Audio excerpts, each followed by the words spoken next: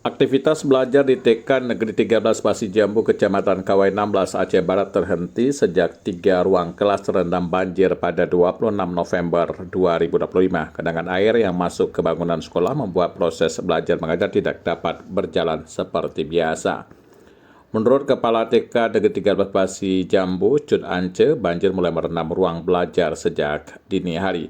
Surut beberapa jam kemudian, namun lumpur tebal di lantai pelapor sekolah menyulitkan pihak sekolah melakukan pembersihan mandiri. Kondisi semakin terhambat karena pasokan listrik PLN juga belum normal.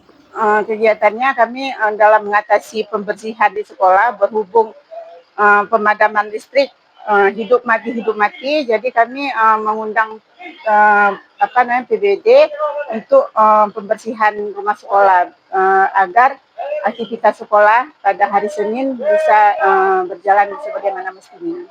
Ada berapa lokal, Bu? Kebetulan di TK Negeri 13 ini ada sekitar 3 lokal yang terkena banjir. Yang satu lokal lagi tidak terkena banjir. Jadi sekolah dipenuhi dengan lumpur. Jadi kami tidak bisa membersihkannya.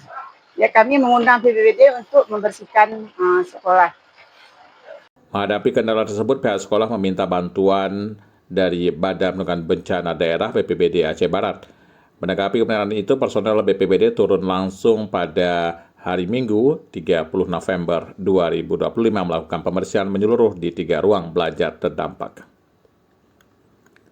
BPBD memastikan pembersihan dilakukan hingga ke bagian lantai, dinding, meja, kursi, dan seluruh area yang tertutup lumpur agar ruang belajar aman dan mudah digunakan kembali.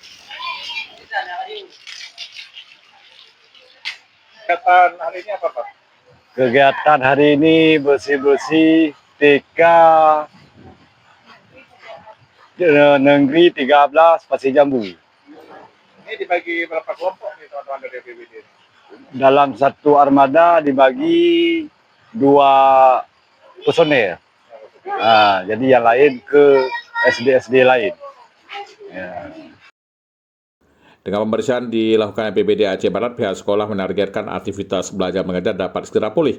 Dari TK Negeri 13 Pasi Jambu, Kecamatan Kawai 16, Dimas Wadi, reporter RRI, melaporkan.